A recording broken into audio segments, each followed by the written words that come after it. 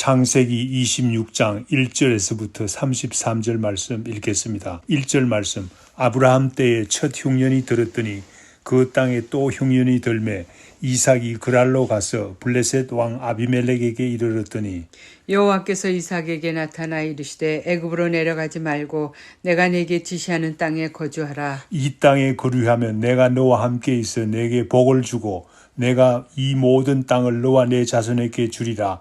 내가 내 아버지 아브라함에게 맹세한 것을 이루어 네 자손을 하늘의 별과 같이 번성하게 하며 이 모든 땅을 네 자손에게 주리니 네 자손으로 말미암아 천하 만민이 복을 받으리라. 이는 아브라함이 내 말을 순종하고 내 명령과 내 계명과 내 율례와 내 법도를 지켰음이라 하시니라. 이삭이 그랄에 거주하였더니 그곳 사람들이 그의 아내에 대하여 물으매 그가 말하기를 그는 내 누이라 하였으니 리브가는 보기에 아리따움으로 그곳 백성이 리브가로 말미암아 자기를 죽일까 하여 그는 내 아내라 하기를 두려워함이었더라. 이삭이 거기 오래 거주하였더니 이삭이 그 안에 리브가를 껴안은 것을 블레셋 왕 아비멜렉이 창으로 내다 본지라. 이에 아비멜렉이 이삭을 불러 이르되 그가 분명히 내 아내거늘 어찌 내 누이라 하였느냐. 이삭이 그에게 대답하되 내 생각에 그로 말미암아 내가 죽게 될까 두려워하였음이로라. 아비멜렉이 이르되 내가 어찌 우리에게 이렇게 행하였느냐. 백성 중 하나가 내 아내와 동침할 뻔하였도다. 내가 죄를 우리에게 입혔으리라. 아비멜렉이 이에 모든 백성에게 명하여 이르되 이 사람이나 그의 아내를 범하는 자는 죽이리라 하였더라. 이삭이 그 땅에서 농사하여 그 해에 100배나 얻었고 여호와께서 복을 주심으로 그 사람이 창대하고 왕성하여 마침내 거부가 되어 양과 소가 떼를 이루고 종이 심이 많으므로 블레셋 사람이 그를 시기하여 그 아버지 아브라함 때에 그 아버지의 종들이 판 모든 우물을 막고 흙으로 메웠더라. 아비멜렉이 이삭에게 이르되 내가 우리보다 크게 강성한즉 우리를 떠나라. 이삭이 그곳을 떠나 그랄 골짜기에 장막을 치고 거기에 거류하며 그 아버지 아브라함 때 팠던 우물들을 다시 팠으니 이는 아브라함이 죽은 후에 블레셋 사람이 그 우물들을 메웠음이라. 이삭이 그 우물들의 이름을 그의 아버지가 부르던 이름으로 불렀더라. 이삭의 종들이 골짜기를 파서 샘 권원을 얻었더니 그랄 목자들이 이삭의 목자와 다투어 이르되 이 물은 우리의 것이라 하매 이삭이 그 다툼으로 말미암아 그 우물 이름을 에색이라 하였으며 또 다른 우물을 팠더니 그들이 또 다툼으로 그 이름을 신나라 하였으며 이삭이 거기서 옮겨 다른 우물을 팠더니 그들이 다투지 아니하므로 그 이름을 르호봇이라 하여 이르되 이제는 여호와께서 우리를 위하여 넓게 하셨으니 이 땅에서 우리가 번성하리로다 하였더라. 이삭이 거기서부터 부엘세바로 올라갔더니 그 밤에 여호와께서 그에게 나타나 이르시되 나는 내 아버지 아브라함의 하나님이니 두려워하지 말라. 내 종 아브라함을 위하여 내가 너와 함께 있어 내게 복을 주어 내 자손이 번성하게 하리라 하신지라. 이삭이 그곳에 제단을 쌓고 여호와의 이름을 부르며 거기 장막을 쳤더니 이삭의 종들이 거기서도 우물을 팠더라. 아비멜렉이 그 친구 아후삿과 군대 장관 비골과 더불어 그랄에서부터 이삭에게 온지라. 이삭이 그들에게 이르되 너희가 나를 미워하여 나에게 너희를 떠나게 하였거늘 어찌하여 내게 왔느냐.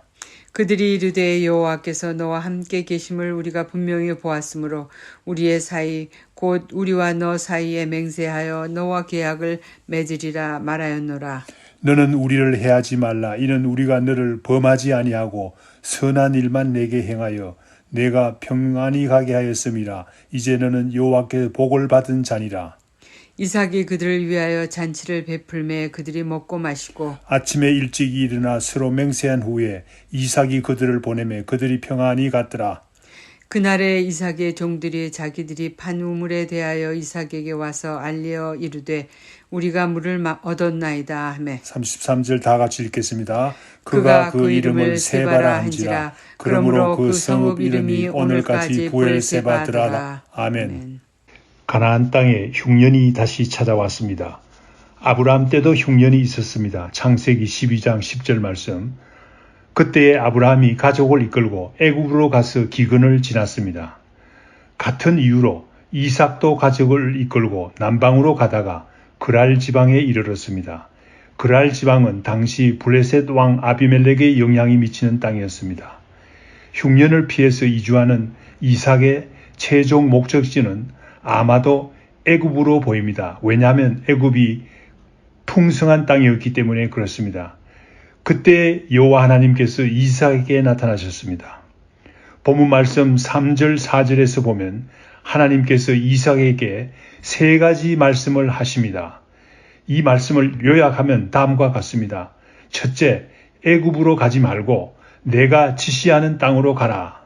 둘째, 내가 지시하는 땅에 거주하면 내가 너와 함께 하겠다. 셋째, 내게 복을 주겠다라고 하나님께서 말씀하셨습니다.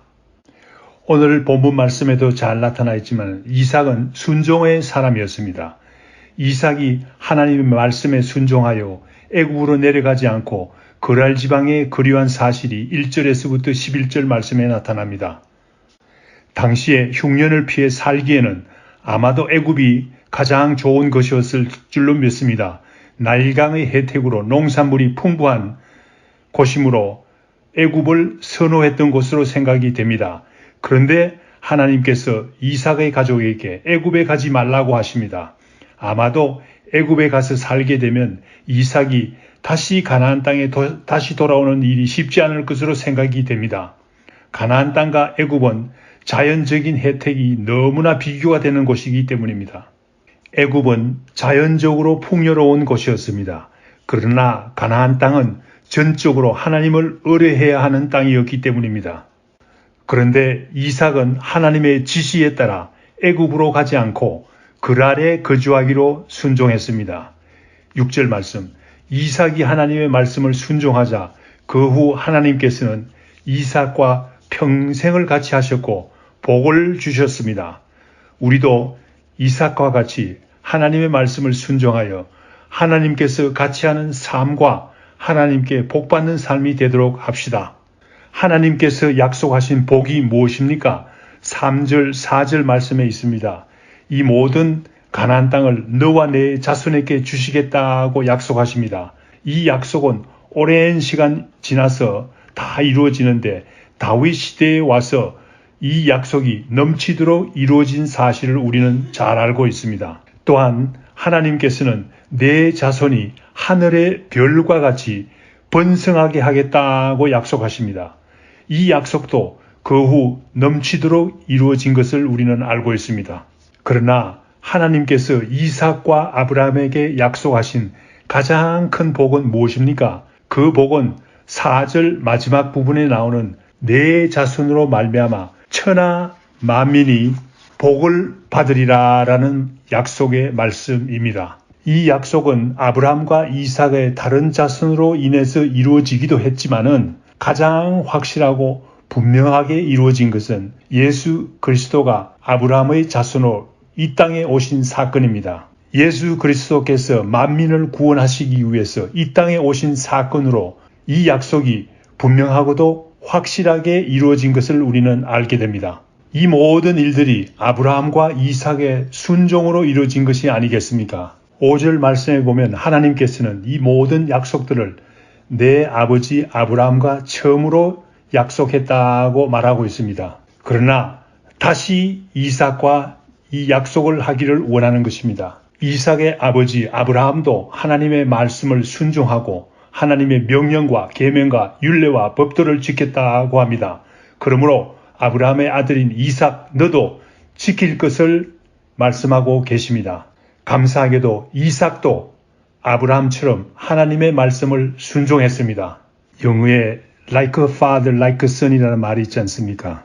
그런데 이삭은 아버지 아브라함으로부터 좋지 않은 것까지 닮은 아들이었습니다. 그랄에 거주할 때입니다. 그곳 사람들이 물었습니다. 아내 리브가에 대해서 물었습니다.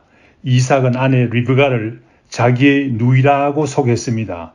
그렇게 한 이유는 리브가가 너무나 아름다움으로 아내를 빼앗기 위해서 그곳 사람들이 자기를 죽일까 하여 두려워했기 때문이라고 하고 있습니다. 7절 말씀. 그렇게 소개한 후 이삭이 그 지방에 오래 거주하게 됩니다. 이삭이 아내 리브가를 껴안은 것을 블레셋 왕 아비멜렉이 보게 됩니다. 아비멜렉이 리브가의 아름다움에 반해서 자기 아내를 삼을 생각을 하고 있었던 모양입니다.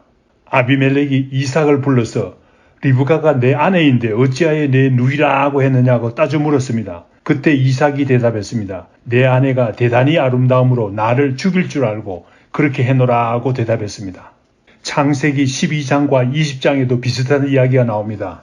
아브라함의 이야기입니다. Like a father, like a son. 아들은 아버지를 닮았다라는 말입니다. 또 한 가지 재미있는 사실은 창세기 20장에 나오는 왕의 이름이 역시 아비멜렉입니다. 그러나 창세기 26장에 나오는 아비멜렉은 아브라함과 동시대 사람이 아닙니다. 그러므로 아마도 아비멜렉이라는 말은 왕의 칭호일 것입니다. 어쨌든 아비멜렉이 이삭에게 말했습니다. 어찌하여 내가 우리를 속였느냐? 우리 중에 한 사람이 내 아내와 동침할 뻔했다고 말합니다. 이렇게 화를 내면서도 왕 아비멜렉이 모든 백성들에게 경고합니다. 누구든지 이 사람의 아내를 범하는 자는 내가 죽이리라 하고 했습니다. 이제 왕이 오히려 이삭을 지켜주는 형편이 된 것입니다. 이삭은 비굴하게도 자기 아내를 루이라고 속였지만 자기가 살기 위해서 아내를 루이라고 속였지만 하나님께서 같이 하심으로 위기를 모면하게 됩니다. 오늘 우리가 읽은 본문 말씀 12절에서 25절에도 이삭의 순종하는 삶이 잘 나타나 있습니다. 이삭은 블레셋 사람들과 다투지 않음으로써 하나님의 사람으로서 다른 사람들과 다투지 않음으로써 하나님께 순종하는 사람이었습니다. 하나님의 말씀을 지키는 사람이었습니다. 이삭이 블레셋 땅 그랄에 살면서 순종하는 삶을 살자 하나님께서 크게 복을 주셨습니다. 12절에서 14절 말씀. 12절 14절 말씀 읽겠습니다. 이삭이 그 땅에서 농사하여 그 해에 100배나 얻었고 여호와께서 복을 주심으로 그 사람이 창대하고 왕성하여 마침내 거부가 되어 양과 소가 때를 이루고 종이 심히 많으므로 블레셋 사람들이 그를 시기하여 농사가 잘 되어서 100배나 소출을 얻었다고 합니다. 창대하고 왕성하여 마침내 거부가 되었다고 합니다. 양과 소도 때를 이루었다고 합니다. 종도 심히 많았다고 합니다. 남의 땅에 살면서도 하나님께서 복 주시면 이삭과 같이 창대하고 왕성하게 되는 복을 받을 수가 있습니다.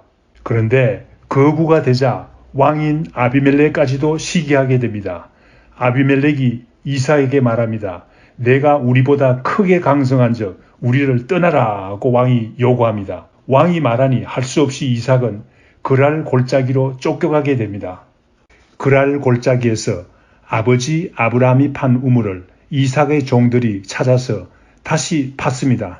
아브라함이 판 우물을 아브라함이 죽은 후에 블레셋 사람들이 메웠기 때문입니다. 이삭의 종들이 우물을 찾아서 물이 잘 나오자 그랄 목자들이 와서 억지를 부립니다. 이 물은 우리의 것이다 라고 하면서 이삭의 목자와 다투기 시작했습니다. 이삭이 그 우물을 에색이라고 부르면서 그들에게 양보했습니다. 에색이라는 말은 다툼이라는 의미가 있습니다. 이삭이 그 우물을 양보함으로써 그랄 목자들과 다투지 않겠다는 말이 아니겠습니까? 이삭의 종들이 또 다른 우물을 팠습니다. 그런데 이번에도 물이 잘 나옵니다. 물이 잘 나오자 그랄 목자들이 와서 또 다투면서 대적해 왔습니다. 이삭이 그 우물을 신나라고 부르면서 다시 양보했습니다. 신나라는 말의 의미는 대적함이라는 의미가 있습니다. 이삭이 그들과 대적하지 않겠다는 말이 아니겠습니까? 이삭은 이와 같이 그랄 목자들과 다투지도 않고 대적하지도 않았습니다. 이삭은 다시 옮겨서 우물을 팠습니다. 이번에 이삭이 판 우물을 르봇이라고 불렀습니다. 이 말은 르봇이라는 말은 장소가 넓음이라는 의미가 있습니다. 여호와 하나님께서 복을 주셔서 우리를 넓은 땅으로 옮기셨다는 말입니다. 넓은 땅으로 옮기시어 우리가 번성하게 되었다는 말입니다. 이삭은 하나님의 사람으로서 그랄 목자들과 싸우지도 않고 그들에게 양보함으로 하나님께 순종하는 삶을 살았습니다. 대적하지 않고 하나님께 순종하는 삶을 살았습니다. 그렇게 했더니 하나님께서 이삭의 순종하는 삶에 복을 주셨습니다. 더 넓은 땅으로 옮기시어 번성하게 하는 복을 주셨습니다. 본문 말씀 23절, 25절 말씀에 보면 이삭은 다시 부엘세바로 가게 됩니다. 이곳은 아버지 아브라함이 아비멜렉과 언약을 세운 것입니다. 창세기 21장 31절에서 33절 말씀에 나오죠. 이곳은 또한 아브라함이 영원하신 여호와의 이름을 부른 곳입니다.